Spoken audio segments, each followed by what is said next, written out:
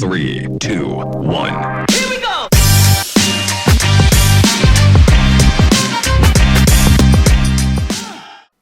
નમસ્કાર મિત્રો, ગુજરાતથી યુપીએસસી લેવલનું મેન્ટરશિપ માટે અગર મૃણાલ સર પછી કોઈ ફેકલ્ટી કોઈ એવા મેન્ટર ઓળખાતા હોય તો એ છે બ્રિજેશ પટેલ સર. તો આજે અમે તમારી માટે સ્ટુડન્ટ રિક્વેસ્ટ પર લઈને આવ્યા છીએ બ્રિજેશ પટેલ સર જોડે ચીટ ચેટ, એમના જોડે વાર્તાલાપ. તમારા બધા જ પ્રશ્નોનો જવાબ બ્રિજેશ પટેલ સર પોતે આપશે, આપણી જોડે વાતો કરશે. So let's meet the man of the moment directly, mister Brijesh Patel sir. Thank you. તો સર, સૌથી પહેલો ક્વેશ્ચન તમને કે તમે સિદ્ધપુરથી નિરમાથી 10+ યરનું એક્સપિરિયન્સ યુપીએસસી ફિલ્ડમાં, તો how did you dream of this? તમને આ બધું કઈ રીતના અચીવ કર્યું અને તમારા મનમાં આ બધું કઈ રીતે ઘડાયું કે હું સિદ્ધપુરથી લઈને હું આ બધું બી કરીશ? અને જેમ અત્યારના છોકરાઓના મનમાં બહુ હોય છે કે મારાથી આ બધું નહીં થાય, તો પ્લીઝ એ બાબતમાં થોડું ગાઈડન્સ આપો છોકરાઓને. મારી જર્નીની હું વાત કરું તો 10 અને 12 પછી આખું જે રીતે સામાન્ય પરિવારમાં મધ્યમ વર્ગીય પરિવાર હોય અને સરકારી સ્કૂલમાં મારો અભ્યાસ થયેલો. LS હાઈસ્કૂલ સિદ્ધપુર એક સરકારી સ્કૂલ છે અને એમાં હું અભ્યાસ કરતો. અને કોઈ પણ સરકારી સ્કૂલમાં અભ્યાસ કરતા હોય ત્યારે બહુ મોટા નામ કે જે મેં તમે કહ્યું LD, નિરમા, આ બહુ મોટા નામ હોય કે જેમાં જવાનું એક સપનું હોય. એટલે આપણે જ્યારે 10મા 12મા હોય એટલે આપણી એક ક્ષમતા વિચારવાની એવી જ હોય કે નિરમા, LD આવું એન્જિનિયરિંગ કરીએ એ જ એક દુનિયા છે. તો જે રીતે આગળના વિદ્યાર્થીઓને જે પાસ થતા હોય તો જે ટોપર હોય એ મોસ્ટલી નિરમા, LDમાં જતા હોય. તો એ પ્રમાણે મેં પણ વિચાર્યું કે આપણે એ પ્રમાણે એન્જિનિયરિંગમાં જઈએ. અને મારા 12 સાયન્સમાં 91% હતા. તો સદનસીબે એ વખતે LD, નિરમા બંને જગ્યાએ મળતું હતું. પણ ગોઈંગ વિથ ધ ફ્લો મેં નિરમામાં જવાનું પસંદ કર્યું. અને નિરમામાં એન્જિનિયરિંગ દરમિયાન પણ મને લાગ્યું, અને પછી જ્યારે હું છેલ્લા વર્ષોમાં હતો તો આપણે 2012-13 વખતે આપને ખ્યાલ હોય તો એ અન્ના હઝારેનું એક આંદોલન બહુ એ વખતે ચાલતું હતું, ઇન્ડિયા અગેન્સ્ટ કરપ્શન. તો કોલેજ કાળ દરમિયાન પણ મતલબ પ્લેસમેન્ટ સેલમાં પણ હું એઝ અ પ્લેસમેન્ટ કોઓર્ડિનેટર હતો. તો વિદ્યાર્થીઓની સમસ્યાનું સમાધાન લાવવું આ બધું એમ રસનો વિષય હતો. તો એ દરમિયાન લાગ્યું કે એક આ એન્જિનિયરિંગ ફિલ્ડ કરતાં કંઈક એક અલગ દુનિયા પણ છે કે જેમાં આ દરમિયાન જૂના વિદ્યાર્થીઓ પણ જોયા કે જેમાં યુપીએસસી ક્લિયર કરતા હતા નિરમાના વિદ્યાર્થીઓ. તો વિચાર્યું કે આવી એક ફિલ્ડ છે કે જેમાં વિચારી શકાય. અને મોસ્ટલી મારા જે મિત્રો હતા એ મને મોદી તરીકે ઓળખતા, એમ કે નેતા, વિદ્યાર્થીઓના નેતા એમ. તો એક સિસ્ટમમાં જવાનું થોડોક આમ લગાવ એ દિશાથી થોડો સૂજ્યો એમ. આપણે નિરમાની વાત કરતો, નિરમાનું એન્જિનિયરિંગ કયા વર્ષમાં કર્યું? નિરમામાં મેં 2009થી 2013 દરમિયાન એન્જિનિયરિંગ કરેલું. અને 12-13માં જે છેલ્લું વર્ષ હોય એ દરમિયાન બધાનું પ્લેસમેન્ટ થતું હોય. અને એક વિદ્યાર્થી જે હોય કોલેજનો એને પ્લેસમેન્ટ કોઓર્ડિનેટરની ભૂમિકા ભજવતા હોય કે જેનું પ્લેસમેન્ટ કંપનીઓ સાથે ટાઈઅપ થાય. તો એ દરમિયાન મતલબ કોન્ટ્રાડિક્ટરી વાત એ જ રહી કે હું પોતે પ્લેસમેન્ટ કોઓર્ડિનેટર હતો, પણ છતાં મેં પ્લેસમેન્ટ કરતાં એક અલગ દુનિયામાં જવાનું વિચાર્યું. અને એ દરમિયાન મને લાગ્યું કે ભાઈ આવું કંઈક તૈયારી જેવો એક માહોલ છે. તો એ દરમિયાન સ્પીપા છે, યુપીએસસી છે, આ દિશામાં વિચાર્યું. અને ધીરે ધીરે સદનસીબે ગણો કે એકાદ વર્ષમાં જ મને પોતાને રિયલાઇઝ થઈ ગયું કે હું પરીક્ષા આપવાવાળો માણસ નથી પણ ભણાવવાવાળો માણસ છું. એના કારણ હું વાત કરું તો મતલબ ફેમિલી બેકગ્રાઉન્ડ અમારું એવું હતું કે મારા દાદા, મારા દાદી, મારા નાના ત્રણેય સરકારી સ્કૂલમાં પ્રિન્સિપાલ હતા. એટલે મેં પહેલાંથી જોયેલું કે જિંદગીમાં કંઈક સૌથી વધુ જો કંઈક તમે કન્ટ્રીબ્યુટ કરી શકો છો તો સારા શિક્ષક તરીકે તમે એક સમાજને મોટો પ્રભાવિત કરી શકતા હોવ છો. મારા દાદાનું જીવન પણ હું જ્યારે જોઉં તો મતલબ એક સામાન્ય સ્કૂલમાં ભણતા વિદ્યાર્થીઓની એટલી ચિંતા કરતા. અને હું એમને જ્યારે આપણે 6-7માં હોય એટલે જોઈએ કે ભાઈ આ કેવું છે, તો આપને પણ નવાઈ લાગશે કે એ વખતે શિક્ષક દિનમાં મેં સ્પીચમાં એવું કહ્યું હતું કે મારું સપનું છે, બધાનું અલગ અલગ સપનું હોય. તો મેં એમાં એવું કહ્યું હતું કે મારે શિક્ષક બનવું છે. અને બધા હસતા હોય કારણ કે નોર્મલી કેવું હોય કે જે સ્કૂલના ટોપર હોય એને એવું હોય કે મારે ડૉક્ટર બનવું છે, એન્જિનિયર બનવું છે.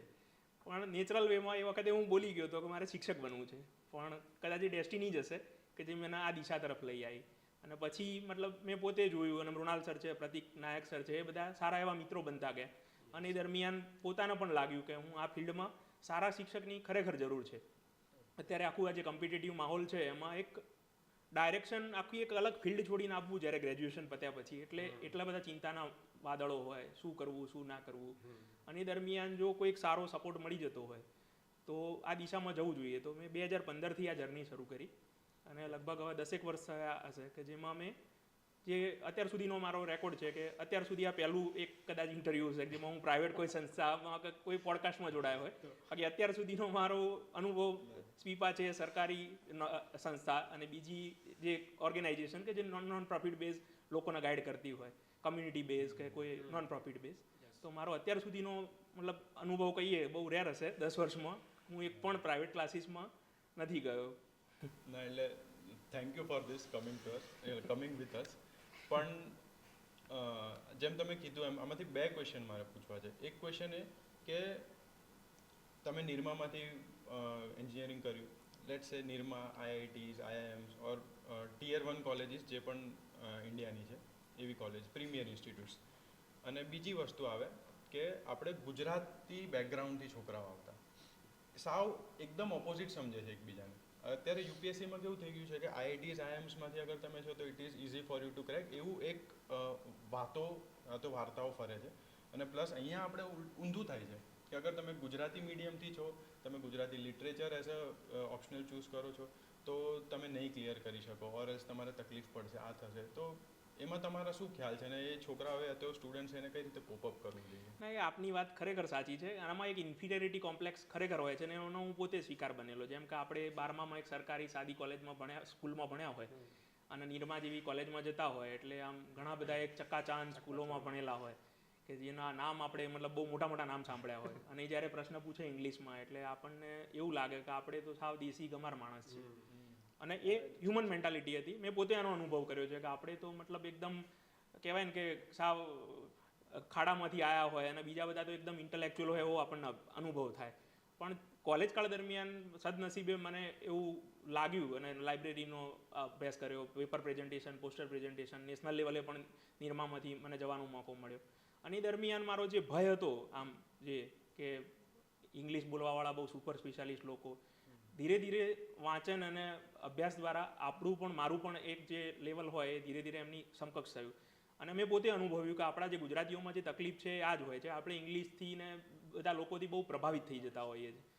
એટલે જે તમે કહો છો કે ઇંગ્લિશ બોલવાવાળા લોકો જ મતલબ પાસ કરે છે ગુજરાતી મીડિયમ, હવે એવું નથી. અને પ્રીમિયર ઇન્સ્ટિટ્યૂટ સાથે કે આઈઆઈટી, એનું એક કારણ એ હોય કે એમનો ગ્રાસ્પિંગ પાવર થોડો વધુ હોય. જેમ કે આપણે નિરમામાં ભણ્યા હોય તો અમારે 80% એટેન્ડન્સ હોય, 85% લેબ એટેન્ડન્સ હોય. એટલે ઓબ્વિયસલી તમારી જે કોલેજ કાળ દરમિયાન જે તમે એલડીમાં ભણતા હોય તો બધા બંક મારીને મજા કરતા હોય, અહીંયા તમે ભણતા હોય તો એક સેટઅપ એવું બને કે જેના કારણે તમારું જે મન છે એ થોડું અભ્યાસ તરફ વધુ ઝૂકતું જાય, એકેડેમિકલી તમે વધારે સ્ટ્રોંગ થઈ જાવ. હા, ઇન શોર્ટ નિરમાએ તમારી આખી જર્નીમાં ખૂબ મોટો ભાગ ભજવ્યો છે. નિરમા એટલે મારા ફેમિલીમાં ઘણીવાર આ ડિસ્કસ થાય કે તમને એલડીમાં જ્યારે સરકારી 1500 રૂપિયાવાળી કોલેજમાં એક નામચીન કોલેજમાં મળતું હતું તો શું કરવા નિરમામાં ગયા.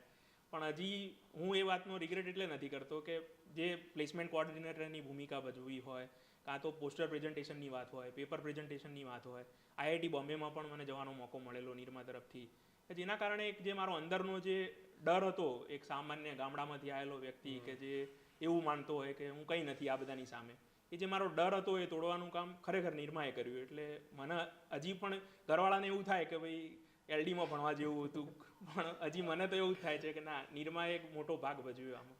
પણ તમને આ મોકો મળ્યો, પણ એવા સ્ટુડન્ટ્સ ઘણા બધા છે કે જે લોકો ગ્રેજ્યુએશનમાં નથી પહોંચી શકતા અહીંયા સુધી. તો એ લોકોએ અગર યુપીએસસી, જીપીએસસીની જર્ની અકમ્પ્લિશ કરવી છે તો એ લોકોએ શું કરવું જોઈએ? કઈ રીતે અગર ગ્રેજ્યુએશનથી જ અગર એ લોકો પ્લાનિંગ કરે છે કે I want to be a civil servant, તો એ લોકોએ કયા સ્ટેપ્સ લેવા જોઈએ કે જેથી એ લોકો પણ આ ગ્રાસ્પિંગ પાવર ઓર જે પણ નોલેજ તમને એક પ્રીમિયર ઇન્સ્ટિટ્યૂટથી મળે છે તો એના એટલે પ્રીમિયર ઇન્સ્ટિટ્યૂટ એટલે એવું કંઈ નથી કે ભાઈ નિરમાએ મને કંઈક પેલું કરી દીધું હોય, પણ મેઇન આનાથી ફાયદો એ થયો કે મારો ડર હતો એ દૂર થયો, એનો પ્લેટફોર્મ મળ્યું. તો અત્યારે પણ આપણે જોઈએ, જો ટોપરની વાત કરીએ તો છેલ્લા 10 વર્ષના ટોપરો મેં નજીકથી એમની સ્ટ્રગલ પણ જોયેલી છે. તો એવું નથી કે ભાઈ નિરમામાં કે એલડીમાં ભણેલા લોકો જ કંઈ આઈએસ બને છે. ધામેલિયા સાહેબની વાત કરીએ તો એ અલગ અલગ બેકગ્રાઉન્ડની આપણે વાત કરીએ. ધામેલિયા સાહેબ છે, પછી રાજેન્દ્ર પટેલ સાહેબ છે, મિહિર પટેલ સાહેબ છે, એ અમારા નિરમાના સિનિયર હતા. અને ચોથા લલિતનારાયણ સિંહ સાહેબ કે જે એક જ વર્ષમાં 4 આઈએસ ગુજરાતીઓને મળેલા. તો આપણે બધાની બેકગ્રાઉન્ડ જોઈએ તો બધાનું ફેમિલી બેકગ્રાઉન્ડ, બધાનું એજ્યુકેશનલ બેકગ્રાઉન્ડ, કોઈ એન્જિનિયર હતા, કોઈ મેડિકલ ફિલ્ડના હતા. તો એવું નથી કે ભાઈ તમે સારી પ્રીમિયર કોલેજમાં ભણતા હોય તો જ તમને આનો કંઈ મોકો મળે, પણ એટલું થાય કે એનાથી તમારી સિરિયસનેસ થોડી બીજા કરતાં વધુ હોય એમ. બાકી જે તમે જુઓ સાદી કોલેજના વિદ્યાર્થીઓ પણ તમે અભ્યાસ કરશો તો તમે કોલેજનું નામ પણ નહીં સાંભળ્યું હોય એવા લોકો પણ યુપીએસસી પાસ થાય છે. પણ મેઇન એ જ હોય છે કે ડર હોય કે ભાઈ હું તો સાદી કોલેજનો છું, હું કઈ રીતે યુપીએસસી કરીશ. એટલે એ જે ડર જો દૂર થાય તો મારી દ્રષ્ટિએ બધાના આમાં યુપીએસસીનું એક જ લખેલું છે એમાં, એની ગ્રેજ્યુએટ કેન અપ્લાય. તો એમાં તમે નિર્માના હોય, સાદી કોલેજના હોય, બીએ હોય, એમએ હોય, કોઈ જ ડિફરન્શિએટ નથી થતું. અને હું તો તમને એટલા માટે કહીશ મોટિવેટ કરવા તમારા ખાસ આપણા યુવા મિત્રોને કે ઘણા એવા વિદ્યાર્થીઓ છે કે જેમને તમે એકેડેમિક બેકગ્રાઉન્ડ જુઓ તો 10મામાં અને 12મામાં એકદમ સામાન્ય એમના હોય. જેમ કે તુષાર સુમેરા સાહેબ અત્યારે આખા ભરૂચમાં તમે જોતા હશો, આખા દેશમાં એક માય લિવેબલ ભરૂચ કરી નાખું, પીએમ સાહેબે જેમની વાહવાહી કરી હોય કે ભાઈ આવા કલેક્ટર મળે, એ વ્યક્તિનું પણ તમે બેકગ્રાઉન્ડ જુઓ તો એકદમ હમ્બલ બેકગ્રાઉન્ડમાંથી હશે. તો એવું નથી કે ભાઈ તમે કોઈ સારી પ્રીમિયર કોલેજમાંથી ભણ્યા હોય તો જ તમે બની શકો છો. એ સાહેબ સાદા પીટીસી શિક્ષક હતા, પણ એમાં એવું જનૂન હતું કે અને એમને ખબર હતી કે હું બીજાથી કમ નથી, હું મારું બેસ્ટ આપીશ તો ઇક્વલ છું. એટલે ઇન શોર્ટ આ એક મિથ અને ડર બે વસ્તુ જ છે. ડર જ મેઇન છે કે જે આપણને રોકતો હોય છે. ને મેં મારો પણ તમને અનુભવ કહ્યો કે શરૂઆતમાં મને એવું જ હતું કે હું તો સાવ દેશી સરકારી સ્કૂલમાંથી આવેલો માણસ છું, તો મને ક્યાંથી આ મળશે. પણ પછી જ્યારે આ બધું પ્લેસમેન્ટ ના થતું હોય એ વખતે આપણને લાગે કે ભાઈ આપણે પણ એમની ઇક્વિવેલન્ટ જ છીએ. તો એ જે ડર છે એ જ મેઇન આમાં યુપીએસસીમાં પણ તૈયારીમાં પણ હું એ જ બધાને સલાહ આપીશ મારા આ 10 વર્ષના અનુભવથી કે જે સૌથી પહેલું છે એ તમારે ડર કાઢવાનો છે. કારણ કે યુપીએસસી પોતે કહે છે કે એની ગ્રેજ્યુએટ કેન અપ્લાય. તો તમે ફૂદડીથી પાસ થયા હોય કે પછી ઘણા બધા એટીકેટી સાથે પાસ થયા હોય, તમારામાં કોઈ ડિફરન્શિએટ કરતા નથી. હવે એની સાથે સાથે છે ને એક બીજો માહોલ બી બને છે કે હવે ઘણા બધા લોકો એવું કહે છે કે ભાઈ 10મા પછી 11, 12માં તમે ડમી સ્કૂલ કરો, પછી 12મા પછી તમે ગ્રેજ્યુએશન છે તમે ડિસ્ટન્સ ઉપર કરી લો, ને 11માં તમે સ્ટાર્ટ કરી લો યુપીએસસીની ભણવાનું. ને એનાથી શું થશે કે જે તમારી એજ જ્યારે તમે કેપેબલ થશો કે 21 અને એના પછી ડાયરેક્ટ તમને એક મોકો મળશે કે તમને 6 વર્ષ 5 વર્ષ તમે એ પ્રેક્ટિસ કરી છે, એ વસ્તુ કરી છે, એનાથી તમને પાસ થવાની વધારે ક્ષમતા તમારામાં આવશે ને એના લીધે વધારે ટાઈમ તમે પાછળનો તમે જે પ્રશ્ન પૂછ્યો એક હું પેરેન્ટ્સની હમણાં જ વાત કરું કે સ્પેશિયલ એક પેરેન્ટ્સ મળવા આવ્યા હતા અને મતલબ she is a class 2 officer, doctor હતા. એમણે એવું કહ્યું કે મારું 4 વર્ષની બેબી છે, મારે કઈ સ્કૂલમાં મૂકવી કે જેથી ભવિષ્યમાં આઈએસ બનવામાં મદદરૂપ થાય. એટલે મેં એમને એ જ સલાહ આપી કે એને જીવવા દો, એને તમે કઈ જ આવો એક આમાં હાવ બનાવી દીધો છે કે ભાઈ આઈએએસ એટલે મતલબ છે this is one of the best premier વસ્તુ સર્વિસ કે જે તમે મોટું કોન્ટ્રીબ્યુશન આપી શકો છો. પણ એના માટે કંઈ તમારે બાલ મંદિરથી કે વહેલા ધોરણથી કે તમે જેમ કહો છો ડમી સ્કૂલોમાં મૂકી દો, એની મારી દ્રષ્ટિએ મારો અનુભવ એવું કહે છે કે આમાં જરા પણ જરૂર. ઇનફેક્ટ હું તો એવું કહીશ કે જે યુપીએસસી મોક ઇન્ટરવ્યૂમાં પણ છેલ્લા ઘણા વર્ષોથી હું બેસતો હોઉં છું, તો વ્યક્તિગત રૂપે આપણે એક પેનલ મેમ્બર સાથે પણ જ્યારે વાત કરીએ તો એમનું પહેલી એક્સપેક્ટેશન એવી જ હોય છે કે જે વ્યક્તિએ જેમાં ગ્રેજ્યુએશન કર્યું હોય એમાં તો એની માસ્ટરી હોવી જોઈએ. જેમ કે મેં નિરમામાંથી એન્જિનિયરિંગ કર્યું તો મેં જે ફિલ્ડમાં એન્જિનિયરિંગ કર્યું એના 100% પ્રશ્નો સીધા આવવાના જ છે. તો તમે ડમી સ્કૂલોમાં ભણ્યા છો તો કઈ રીતે તમે કન્વિન્સ કરી શકશો. તો મારી દ્રષ્ટિએ તમારો જે જવાબ છે એમાં હું એ જ કહીશ કે એકવાર ગ્રેજ્યુએશન પતી જાય પછી આ દિશામાં સિરિયસલી તૈયારી કરવી જોઈએ. છેલ્લા વર્ષમાં કે છેલ્લા 2 વર્ષ દરમિયાન તમે ધીરે ધીરે એક બેઝ બનાવી શકો છો, પણ એવું જરૂરી નથી કે હું ધોરણ 10થી જ તૈયારી કરી દઉં, 12થી જ કરી દઉં. એટલું કરી શકાય કે શરૂઆતથી જો તમારું રુઝાન એવું હોય કે ના મારે આઈએએસ જ બનવું છે અથવા સિવિલ સર્વિસીસમાં જ જવું છે તો તમે દેશ દુનિયામાં બનતી વસ્તુઓથી અપડેટેડ રહી શકો છો. એ મારી દ્રષ્ટિએ ફર્સ્ટ સ્ટેપ છે કે જેમ કોઈ ભાષા શીખવી હોય તો ક ખ ગ શીખવી પડે, એ જ રીતે યુપીએસસીની તૈયારી કાં કોમ્પિટિટિવ પરીક્ષાની તૈયારી કરવી હોય તો દેશ દુનિયામાં જે બને છે એમાં તમારે રસ લેતા થવું પડશે. તો હું તો એ જ સલાહ આપીશ કે ડમી સ્કૂલ કરતાં તમે 7મામાં છો 10મામાં છો તો દેશ દુનિયામાં શું થઈ રહ્યું છે એના ઉપર વધુ વાકેફ થવું જોઈએ. ઘણા બધા પેરેન્ટ્સને આપણે મિસઅન્ડરસ્ટેન્ડિંગ એ જ વાતની છે જે આપણે ક્લિયર કરી કે ડમી સ્કૂલમાં મોકલી દો કે પછી તમે ડિસ્ટન્સ કરી દો કે જેથી ટાઈમ સ્પેન્ડ વધારે મળે. સારું થયું કે આપણે ક્લિયર કર્યું કે પેરેન્ટ્સ જે આપણા પેરેન્ટ્સ જોતા હશે એમને પણ આઈડિયા હશે કે એકચ્યુઅલી ડમી સ્કૂલમાં મોકલવાથી કે ભાઈ ડિસ્ટન્સ કરાવવાથી જ્યારે તમે ઇન્ટરવ્યૂ ફેસ કરો કે મેન્સ ફેસ કરો છો ત્યારે કંઈ ને કંઈ પ્રોબ્લેમ એકચ્યુઅલીમાં ઊભા થાય છે સ્ટુડન્ટને. એક બીજી વાત તમને પૂછવી છે, તમે આ ફિલ્ડમાં છો એટલે હું એઝ અ સ્ટુડન્ટ પૂછું છું. કન્ટ્રોવર્શિયલ સપોર્ટિવ એવું ના વિચારતા કે હું ક્રિટિસાઇઝ કરું કે તમારે જેમ તમારા આન્સર આપવો યુ કેન. હમણાં સંજીવ સાન્યાલ સરની એક કમેન્ટ હતી કે this is a waste of time for students. એ લોકો ઇકોનોમિકલી સપોર્ટ નહીં કરતા કન્ટ્રીને જ્યારે એ લોકો 4-5 વર્ષ 7 વર્ષ આમાં નાખે છે. તો તમારે શું એમાં કમેન્ટ્સ છે ઓર તમે શું ઓર તમે ના કહેવા માગતો તો બી વાંધો નહીં. એમાં બાબત ઉપર હું ચોક્કસ કહીશ કે મતલબ એમનો એક વ્યૂ છે એ પણ એક દ્રષ્ટિએ જુઓ એ સાચો પણ છે. તો ઇનફેક્ટ હું તો એવું માનું છું કે યુપીએસસીની તૈયારી કરવાવાળો સિરિયસ જે વર્ગ છે એને બીજો ઓપ્શન ઓટોમેટિક મળી જાય છે. પણ એવું જે કહે છે એમની વાત એ પણ સાચી છે કે 5 10 એટેમ્પ આપ્યા જ કરે અને પોતાની યંગ એજ બરબાદ કરી દે. તો એવા પણ મેં એક્ઝામ્પલ જોયા છે કે જેમાં એમની પર્સનલ લાઈફ પછી ડિસ્ટર્બ થઈ જતી હોય અને જેના કારણે ના એ પ્રોફેશનલી સક્સેસ થાય ના પર્સનલી સક્સેસ થાય. પણ આ બાબત સાથે હું ચોક્કસ કહીશ કે જે સિરિયસ તૈયારી કરવાવાળો વર્ગ છે એક સારા સિટીઝન તો ચોક્કસ બનાવે છે. કારણ કે આપણે પોતે અહીંના અભ્યાસક્રમમાં હું ધારો કે અત્યારે પોલિટી ભણાવું છું તો આપણને હસવું આવે કે આપણે જે 8 9 10માં ભણ્યા હોય તો મતલબ કેવું ભણાવતા કે ભાઈ પહેલું વાંચન, બીજું વાંચન, ત્રીજું વાંચન, મતલબ લિટરલી આપણે બસ રટતા અને છાપી દેતા હતા. હવે જ્યારે ભણાવું છું એટલે એનો મતલબ સમજાય છે કે ભાઈ આ ખરડો કાયદો કઈ રીતે બને છે. એટલે હું જ્યારે પણ વિદ્યાર્થીઓને સમજાવું તો એ લયમાં અથવા એ રીતે સમજાવું છું કે જેથી એકચ્યુઅલી એમને ખબર પડે.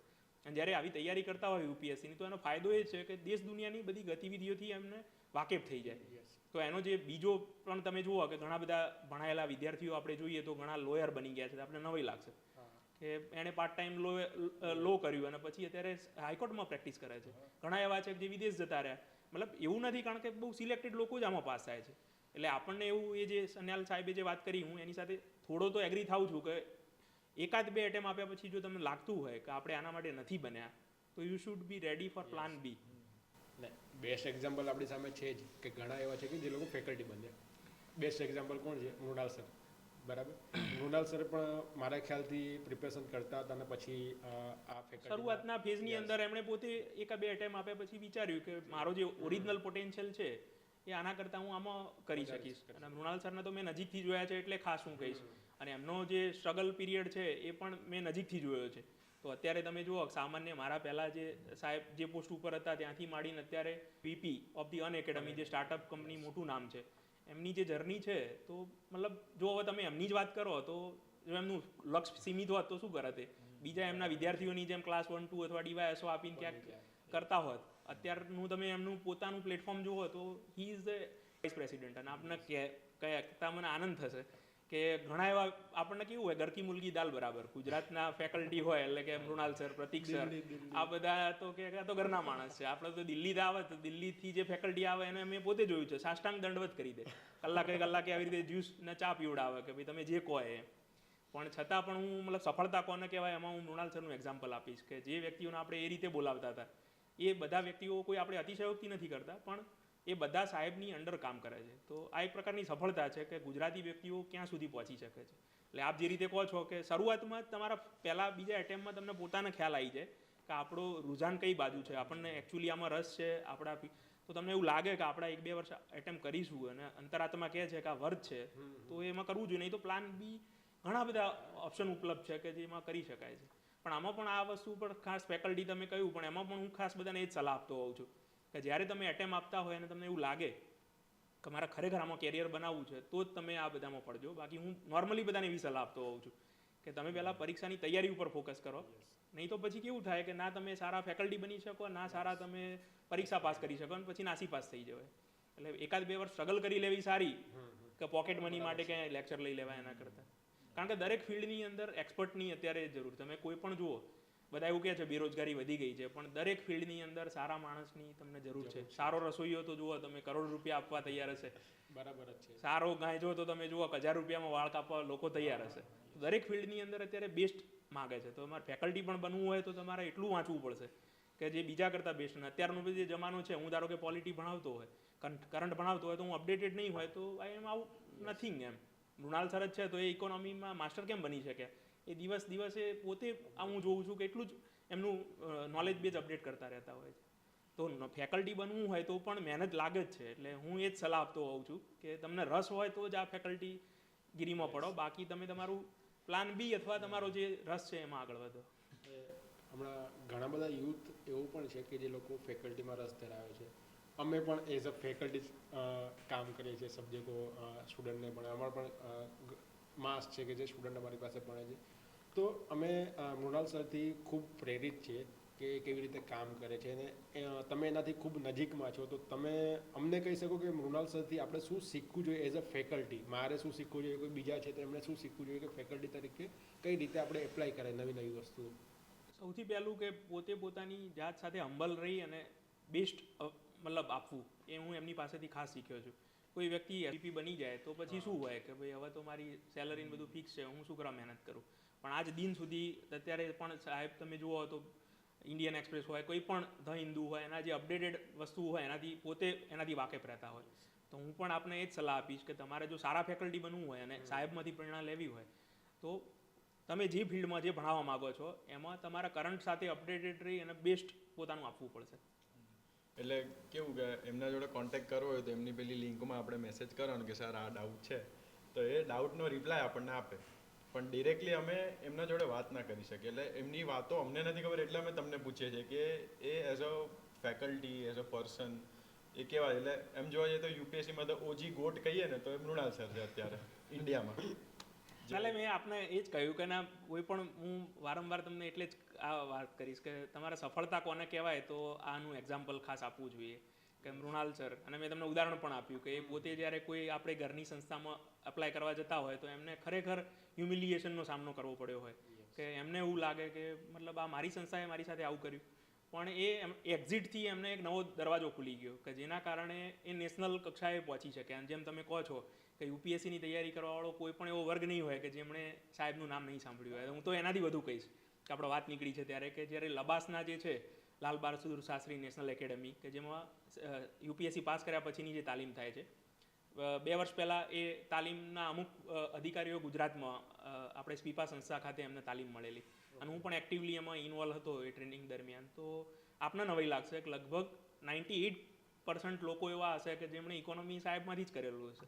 તો he is the one of the source. અને એનું કારણ એ જ છે કે એ પોતે પોતાની જાતને અપડેટેડ રાખે છે. આપણે લબાસનાનું નામ હમણાં લીધું તો અમે ઘણા બધા રિસર્ચ અમે કરતા હતા તો અમને ખબર પડી કે તમે બી લબાસના જઈ આવ્યા છો, તમે આખી જર્ની લબાસનાની કરી છે. ને યુપીએસસીનું કોઈ પણ સ્ટુડન્ટ હોય ને તો એને એક ડ્રીમ હોય કે મારે યુપીએસસી પાસ કરીને લબાસનાની જે ટ્રીપ જે છે, જે એ લોકો 1 વર્ષની ટ્રેનિંગ આપે છે, જે આખા ભારતનું દર્શન કરાવે છે, મારે કરવું છે. તો તમે એ કરી છે, તમે એનો પોતાનો એક્સપિરિયન્સ એકચ્યુઅલી અમે એના માટે સ્ટડી ટૂરથી ગયા હતા અને મતલબ હું સાહેબનો પણ એ વખતે આભાર માનીશ કે એ વખતે આપણે યુપીએસસીની તાલીમ દરમિયાન એ વખતે એવું થયું કે લબાસનાથી એક પ્રપોઝલ આવેલું કે કેટલાક અધિકારીઓની તાલીમ જે અલગ અલગ રાજ્યો છે એની સ્ટેટ એટીઆઈની અંદર પણ જો અવેલેબલ હોય તો કરી શકાય. તો એના ભાગરૂપે અમે સ્ટડી કરવા માટે જે ડાયરેક્ટર જનરલ સાહેબ હતા સ્પીપાના, એમની સાથે એઝ અ ટીમ મેમ્બર તરીકે મને ત્યાં જવાનો મોકો મળેલો. અને હું આજે પણ કહીશ કે એ એકદમ જિંદગીનો અલગ જ અનુભવ હતો. એને હું લોકેશનથી માંડીને દરેક વસ્તુનું. અને ત્યાં આગળ અમે એનો અભ્યાસ એ કરેલો કે કઈ રીતે એનું ટીચિંગ થાય છે, કઈ રીતે તાલીમાર્થીઓ જે અધિકારી બન્યા પછી એઝ અ ટ્રેની તરીકે એમને ત્યાં આગળ કેવી ડિસિપ્લિનમાં રહેવાનું હોય છે, ઘોડે સવારીથી માંડી અને બધાનો અમે એ દિવસે એ દરમિયાન અભ્યાસ કરેલો. અને એ જ વસ્તુને અમારે અહીંયા સ્પીપામાં ઇમ્પ્લિમેન્ટ કરવાની હતી. જે તે વખતે સ્પીપામાં એ સેન્ટ્રલ સર્વિસીસ ફાઉન્ડેશન કોર્સ થયેલો અને એ દરમિયાન એમાંથી શીખી અને આપણે, કારણ કે ગુજરાતમાં હજી આપણે રણજી ટ્રોફી રમતા હોય અને સીધું નેશનલ લેવલની મેચમાં ઉતરવા જેવું થયું હતું. પણ સદનસીબે આપણી પાસે સારી સારી કોલેજો છે, આઈઆઈટી છે, આઈઆઈએમ છે, પીડીપીયુ છે, એ બધી કોલેજોએ પણ એમાં ફાળો આપેલો. અને સારા સારા અધિકારીઓ જેમ કે હસમુખ અઢિયા સાહેબ છે, લહેરી સાહેબ છે, વરેસિન્હા સાહેબ છે, કે એ પોતે અહીંયા ગુજરાતમાં જ કોઈ અધિકારીઓની કમી નથી એવા તજજ્ઞ અધિકારીઓ છે જેમણે એમાં કોન્ટ્રીબ્યુશન આપેલું અને આપણે એની સમકક્ષ કોર્સ કરી શક્યા હતા.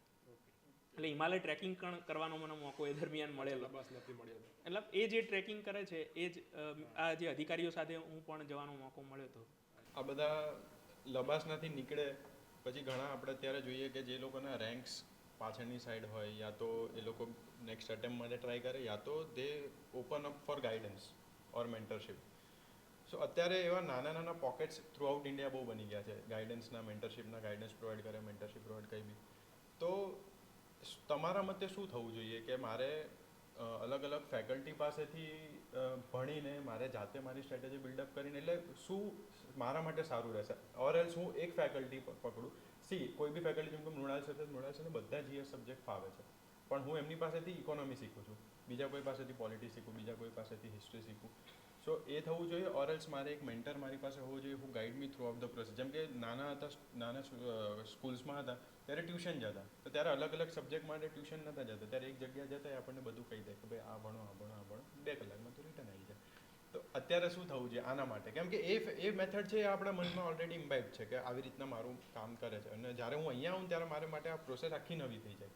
અલગ અલગ ફેકલ્ટી પાસે ભણવું, ઓનલાઈન ભણવું, મારી રીતે ભણવું, મારી ઉપર કોઈ પ્રેશર ભણવાનું નથી કે આજે 2 કલાક હું નથી ભણ્યું તો જવાબદારી કોઈને છે નહીં મારી. યુપીએસસીની જર્નીમાં આ દરમિયાન હું આ ખાસ કહીશ કે શરૂઆતમાં એવું હતું કે હું પોલિટી તમને ભણાવી દઉં, તમે આઈએસ બની જાઓ. હવે આખો જ સમય તમે પોતે એની સાથે એગ્રી થશો કે હવે એવું નથી કોઈ ફેકલ્ટી ભણાવી દે ને તમે સીધા કોઈ અધિકારી બની જાઓ. આ આખી યુપીએસસીની જે પરીક્ષા છે એ આખી 1 વર્ષ દરમિયાન આખી ચાલે છે. Prelim, mains, interview. જેમ કે ફેબ્રુઆરીમાં ફોર્મ ભરાય, આ વખતે 16 જૂને એક્ઝામ છે, પછી મેઇન્સ લેવાશે, ઇન્ટરવ્યૂ, આખું એક સાયકલ 1 વર્ષ ચાલે છે. હવે તમે નોર્મલ આપણે માનીએ એકદમ બેસ્ટ અવેલેબલ વસ્તુ કે 1 વર્ષ તમે તૈયારી કરો છો તો મોસ્ટ પ્રોબેબલ વસ્તુ શું છે કે તમારે એટલીસ્ટ આ સ્ટ્રગલ 2 વર્ષની તો રહેવાની જ છે.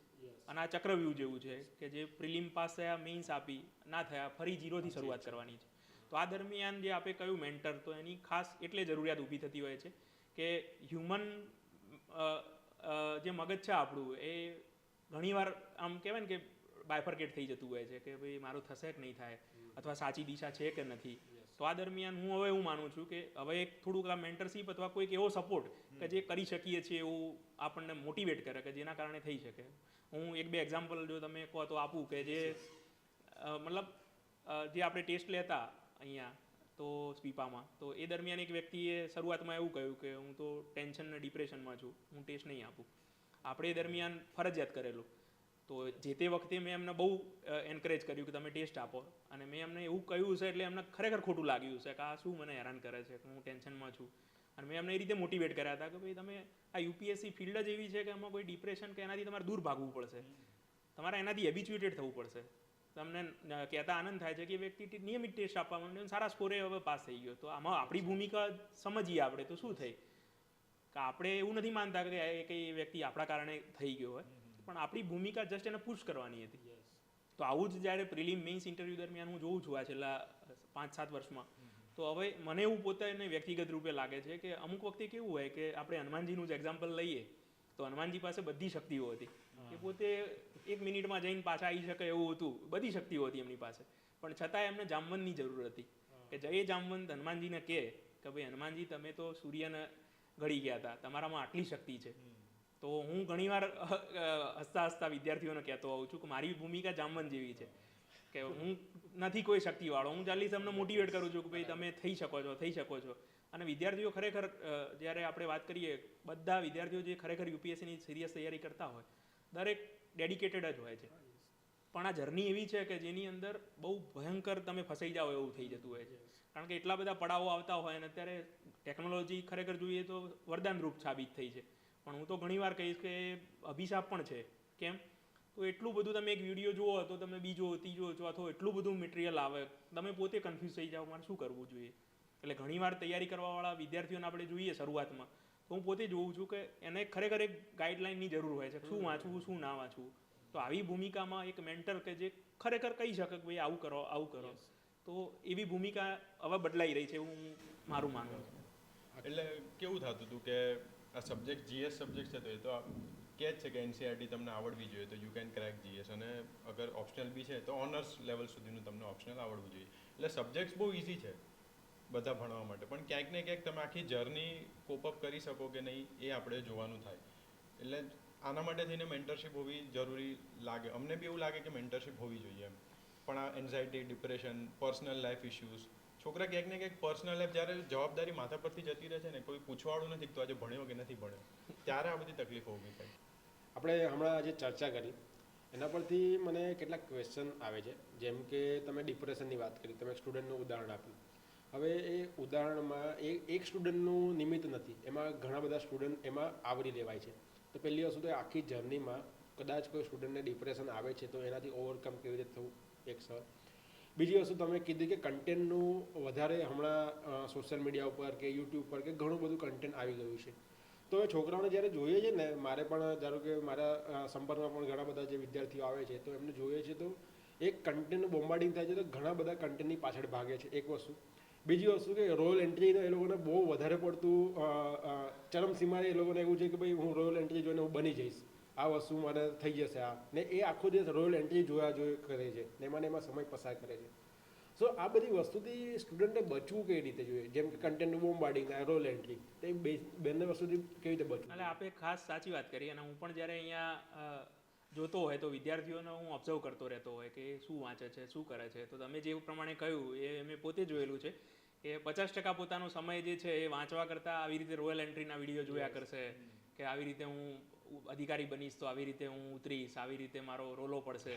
એકચ્યુઅલી હું વાત કરું છેલ્લા 10 વર્ષથી ઘણા બધા અધિકારીઓ સાથે આપણે સંપર્ક થયો, પણ એકચ્યુઅલ લાઈફ જે બતાવવામાં આવે છે રોયલ એન્ટ્રી વિડીયો એવી નથી હોતી. ખરેખર એમના ઉપર એટલું બધી રિસ્પોન્સિબિલિટી હોય છે અને એટલી અપેક્ષાઓ પણ હોય છે સામાન્ય માણસની કે એ પૂરી કરવાની હોય છે. અને આપણે ઘણીવાર જોઈએ કે સારા અધિકારી આપણે કોને કહીશું, તો નાનામાં નાના વ્યક્તિ સાથે એકદમ હંબલ રીતે સારી રીતે વર્તણૂકથી વાત કરે, એની સામે બેઠેલી વ્યક્તિને પણ સંતોષ થાય કે આટલા મોટા સાહેબે મારી સાથે આટલી રીતે સજ્જનતાથી વાત કરી. તો પાસ થવું મહત્વનું નથી, અધિકારી બનવું મહત્વનું નથી, અધિકારીપણું તમારા ઉપર હાવી ના થવું જોઈએ. તો આ જે તમે કહ્યું રોયલ એન્ટ્રી, તો મારી દ્રષ્ટિએ એનાથી એને બહુ હાઇપ કરી દીધેલી વસ્તુ છે કે આવી રોયલ એન્ટ્રી હશે. એકચ્યુઅલીમાં તમે જુઓ સચિવાલયમાં પણ જુઓ, પણ જે ખરેખર સારા અધિકારીઓ હશે એ તમે જુઓ કે એટલા હંબલ રીતે પોતાના કામમાં રચ્યા પચ્યા રહેશે જેમના કોઈ જ રસ નહીં હોય. એટલે ખરેખર આપણે જોઈએ છે કે બ્યુરોક્રેટ આપણે મોદી સાહેબે ઘણીવાર વાત પણ કરી દીધી કે જે આ બધું બતાવવાની જે બધી વાતો છે એ તમે નેતાઓ ઉપર છોડી દો, તમે પડદા પાછળ કામ કરવાનું કામ કરો. તમારું આ કામ નથી ટ્વિટર ઉપર ફોટા મૂકીને રોયલ એન્ટ્રીનું કામ કરો તમે. તો મારી દ્રષ્ટિએ આપણે જે વાત કરી એ ખરેખર સાચી છે કે આમાં ટાઈમ ના બગાડવો જોઈએ. અને બીજું આપણે ખાસ કહ્યું કે પેલું જે ડિપ્રેશનમાં ને આવી જાય છે કઈ રીતે બચવું, તો આ પ્રોસેસ એટલી લાંબી છે કે ખરેખર તમને બધી રીતે આમ ટકોરાની જેમ તૈયાર કરી દે છે. એટલે તમે જેમ કહ્યું, પણ હું આમાં ખાસ એ જ વસ્તુ કહીશ કે ડિપ્રેશન આ બધું આવે શોર્ટ ટર્મ આવે તો બરાબર છે, અને એક અમુક દ્રષ્ટિએ થોડું જરૂરી પણ હોય છે સ્પર્ધાત્મક માહોલમાં બની રહેવા માટે. જેમ કે શરૂઆતમાં જ આપણે જ્યારે વાત કરીએ ટેસ્ટ સિરીઝની ને એવી, તો શરૂઆતમાં એવું હતું, હું એવું જ માનતો હતો કે ટેસ્ટ સિરીઝની અંદર જ્યારે રિઝલ્ટ આવે તો વિદ્યાર્થીના નામ સાથે માર્ક આવવા જોઈએ. તો આપણે જે વાત કરી તો ઘણા સાહેબોને એવું માનતા હતા કે ભાઈ આવું નામ આવશે તો કોઈ વ્યક્તિ ડિપ્રેશનમાં આવી જશે. તો ત્યારે મારો જવાબ એ જ રહેતો કે તમારા હકીકતથી વાકેફ થવાનું છે. તમે ટેસ્ટની અંદર ધારો કે 30-40 માર્ક લાવો છો, તો હવે એવું કોઈ જાદુ નથી થઈ જવાનું કે તમને કટ ઓફ 85 સુધી પહોંચાડવાનું છે. તો એવા કારણે તમારે ડિપ્રેશન નહીં, પણ એ વાસ્તવિકતાને સ્વીકારી લેવાની છે કે ભાઈ આપણે આના માટે નથી બન્યા, વી શુડ એક્ઝિટ, અથવા બીજો પ્લાન આપણે કરી લેવો જોઈએ. તો બાકી નોર્મલ જે ડિપ્રેશન કે થોડો સમય હોય કે જેમાં થોડી એક તમારા ઉપર થોડું પેમ્પરિંગ પણ ના હોવું જોઈએ, થોડું ઘણું ટેન્શન હોવું જરૂરી છે સ્પર્ધાત્મક માહોલમાં ટકી રહેવા માટે.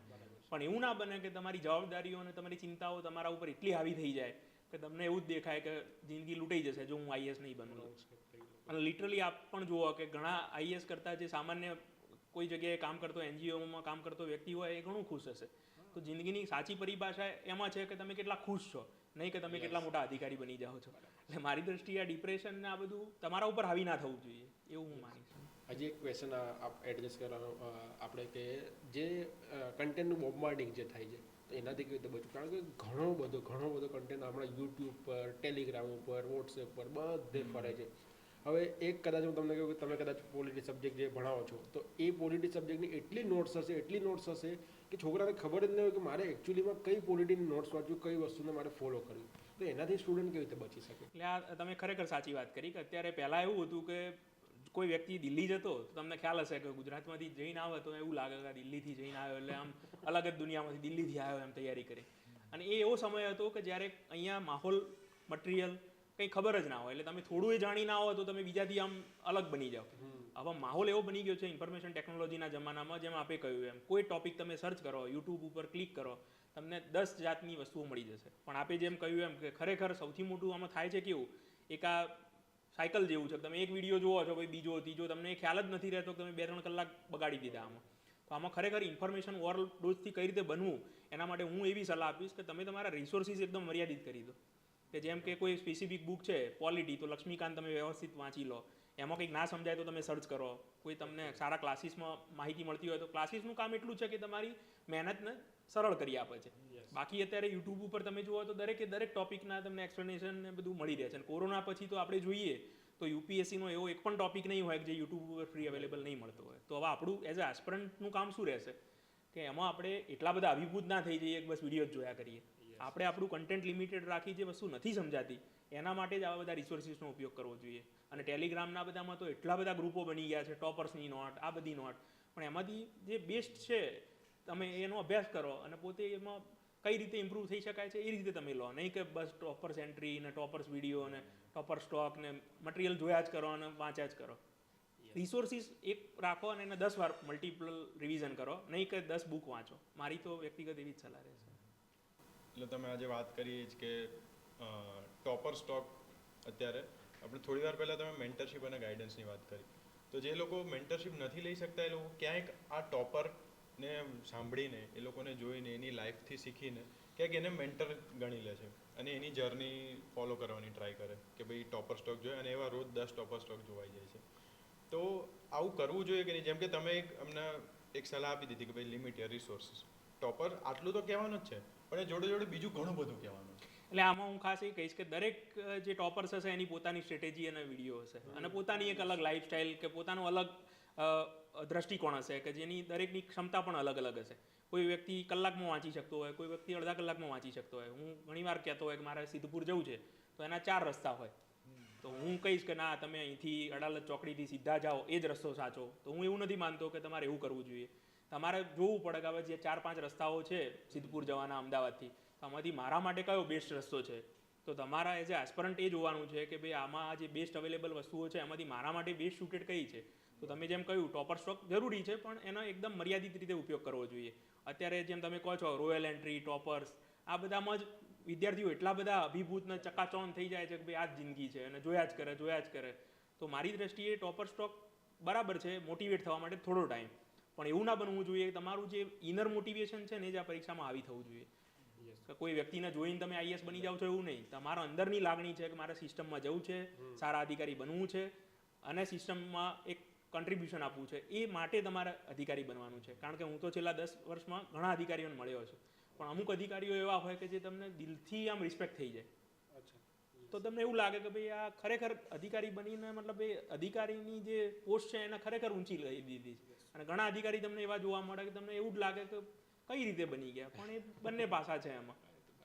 પણ એમાં મતલબ તમારા ઉપર અધિકારી પણ આવું ના થવી જોઈએ, અને તમારા મર્યાદિત જે સારા વ્યક્તિઓ છે એમાં ઉપરથી પ્રેરણા લેવાની છે. એવું નહીં કે બસ આને જોયા જ કરો. એટલે હમણાં ઘણા બધાના ક્રિટિસિઝમ બી નીકળે છે, જેમ કે એસ્પિરન્ટ્સ હોય, બીજી ચેનલ્સ હોય, એ લોકો લબાસનામાંથી પેલા કુકિંગના ક્લાસીસ હોય ને હોર્સ રાઇડિંગ હોય, તેના ફોટોઝ બધા મૂકતા હોય છે. તો નવું નીકળ્યું છે કે યુટ્યુબ એવી રીતના એ લોકોએ ચાલ્યું છે, યુપીએસસી એટલે યુટ્યુબ પબ્લિક સર્વિસ કમિશન.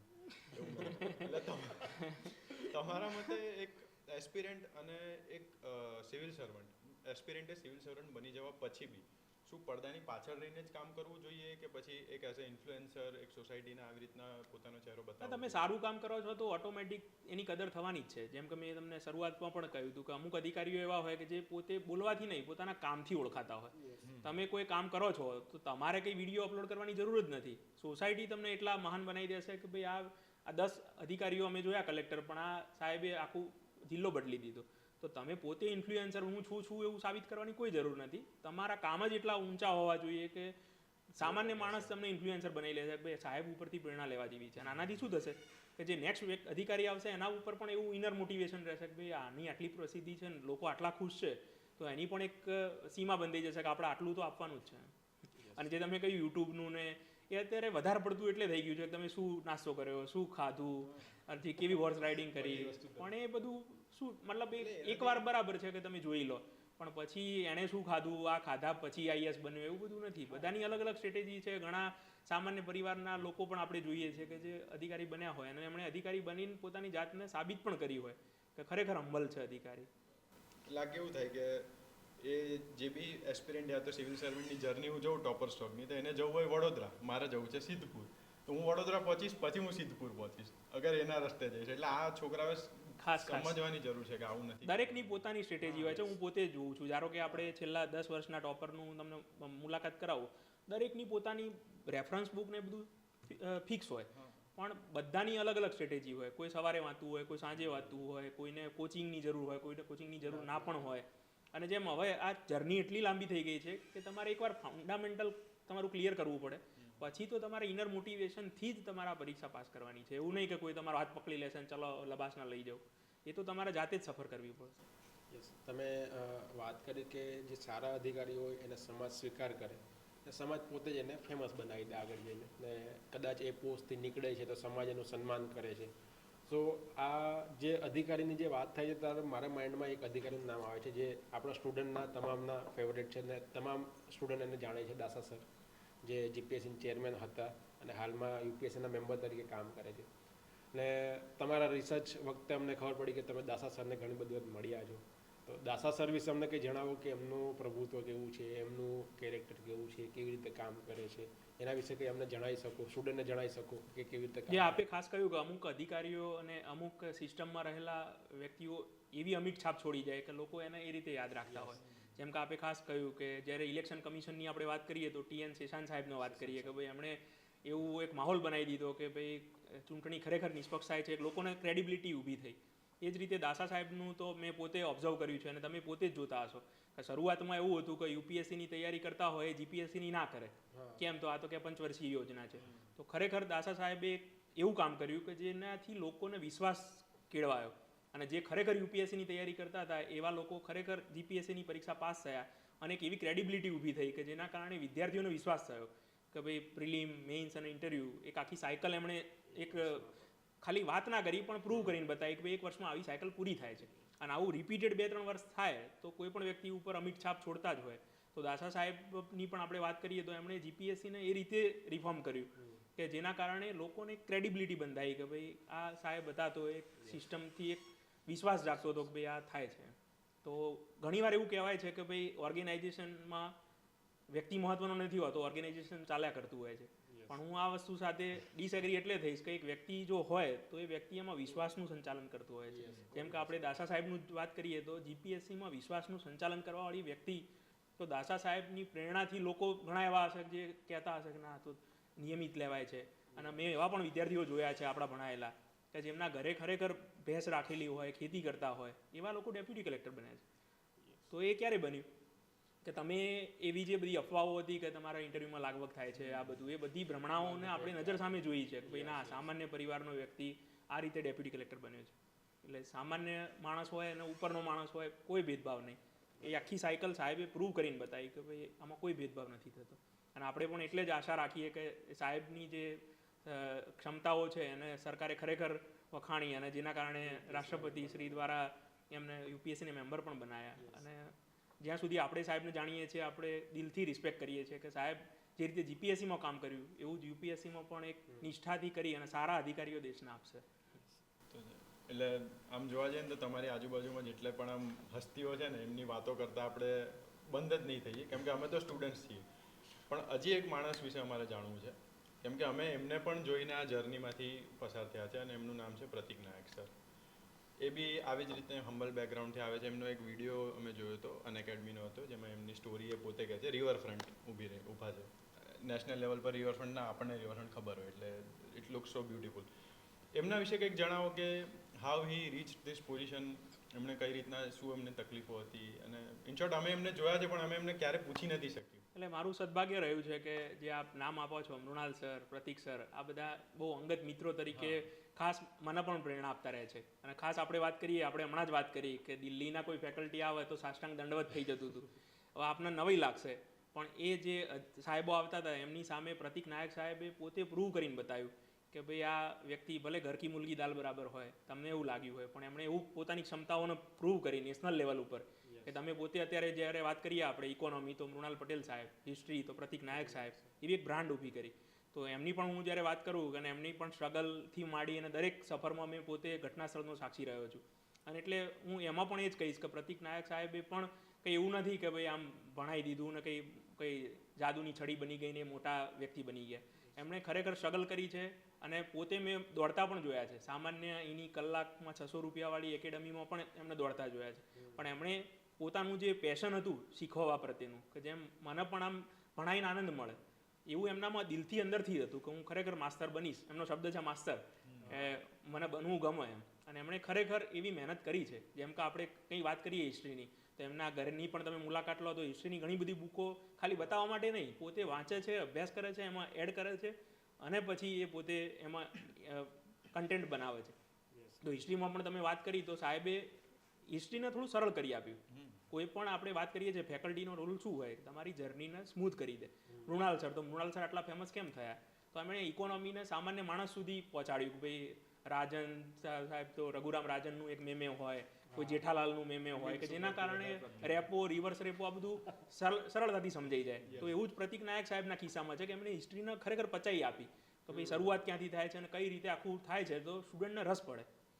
તો પ્રતિક નાયક સાહેબનું પણ હાલ હું એ જ કહીશ કે એ પણ એટલા જ હમ્બલ છે ને. હજી સુધી આપણે નેશનલ લેવલે આપણે જોઈએ, આપણા માટે તો બહુ ગર્વની વાત કહેવાય કે ગુજરાતના આવા સ્ટાર વ્યક્તિઓ આવા નેશનલ લેવલ સુધી પહોંચ્યા છે. પણ સાથે દુઃખ પણ એ વાતનું જ થાય કે આપણે ગુજરાતમાં જ્યાં સુધી હોય એ વ્યક્તિની કદર નથી કરતા કે ગુજરાતમાં ઘર કી મુર્ગી દાલ બરાબર. અને મેં જેમ તમને કહ્યું કે જે વ્યક્તિનો આપણે બોલાવવા માટે તલપાપડ હતા એ વ્યક્તિઓની વચ્ચે સફળ રહી અને એ નેશનલ લેવલ ઉપર પહોંચ્યા છે. તો પ્રતિક નાયક સાહેબ માટે પણ હું એ જ કહીશ કે એમના સફળતામાં મોટો ફાળો એ જ છે કે પોતે હંબલ રહ્યા છે અને પોતાનું જે વાંચન છે એને એમણે ડિગ્રેડ નથી કર્યું, કંઈક ના કંઈક એડ કરતા જ ગયા છે કે જેના કારણે એ પોતે નેશનલ લેવલની ફેકલ્ટી બની શકે. તો મારું તો સદભાગ્ય છે કે મૃણાલ પટેલ સાહેબ અને પ્રતિક નાયક સાહેબની જે સંઘર્ષ ગાથા છે એને મેં નજર સામે નિહાળી છે. એ તો એમને અમે બી જોયા છે, બધા સ્ટુડન્ટ્સે જોયા છે. અને ક્યાંક ને ક્યાંક અગર યુપીએસસી જીપીએસસીની જર્ની છે તો એમના લેક્ચર્સ જોયા વગર આગળ કોઈ નહીં વધ્યું હોય. પણ આ બધી તો તમે આટલા હમ્બલ છો, ડાઉન ટુ અર્થ છો અને પોતાને ક્યાંક અંડર વેલ્યુ કરો છો ને એટલે તમે બધાની વાતો આટલી સરળતાથી કરી શકો છો. અમારે તમારા વિશે હવે જાણવું છે સર કે how do you C year life? તમે આવતા 10 વર્ષમાં પોતાને ક્યાં જુઓ છો? અગર એઝ અ સ્ટુડન્ટ તમે હતા તો એના 10 વર્ષ પછી એટલે કે અત્યારે શું તમે પોતાને અહીંયા જોયા હતા? Are you happy with this? અગર હેપી છો તો કેમ? What are you getting from this? કેમ કે યુ આર સમવન કે તમારી પાસે બહુ તકો છે પ્રાઇવેટમાં જોડાવાની. કોઈ તમે પ્રાઇવેટ ઇન્સ્ટિટ્યૂટ જોઈન કરો, તમે પોતાની ઇન્સ્ટિટ્યૂટ ખોલો તો બી આજે સ્ટુડન્ટનો ઢગલો થઈ જશે તમારી પાસે. પણ તો બી યુ આર સિલેક્ટિંગ કે હું ક્યાંક આવી ફિલ્ડમાં આટલા વર્ષ સુધી રહું અને બેકગ્રાઉન્ડમાંથી કામ કરો છો તમે ક્યાંય જેમ એનો જવાબ હું એટલે આપીશ કે મેં મારા દાદાને, નાનાને અને દાદીને એક શિક્ષક તરીકે જોયા છે. અને એ હંમેશા મને કહેતા કે એક આપણી આ સદનસીબ કહેવાય કે ભગવાને આપણને નિમિત્ત બનાવ્યા. તો હું પણ આ જર્નીમાં એવું જ માનું છું કે ઘણા બધા વ્યક્તિઓ છે કે જે આપણા જેવા જ કાબેલ હશે પણ આપણે એક નિમિત્ત બન્યા કે જેના કારણે આપણે એમને મોટિવેટ કરી શકીએ છીએ અથવા કંઈક કન્ટ્રીબ્યુટ કરી શકીએ છીએ. તો મારા દાદા, દાદી અને નાના પાસેથી જ મને આ પ્રેરણા મળી છે કે બહુ હમ્બલ રહેવું અને બને ત્યાં સુધી પૈસા પાછળ દોટ ના મૂકવી. પૈસા તો પોતાની રીતે આવશે, આપણે આપણું કર્મ બેસ્ટ કરવું.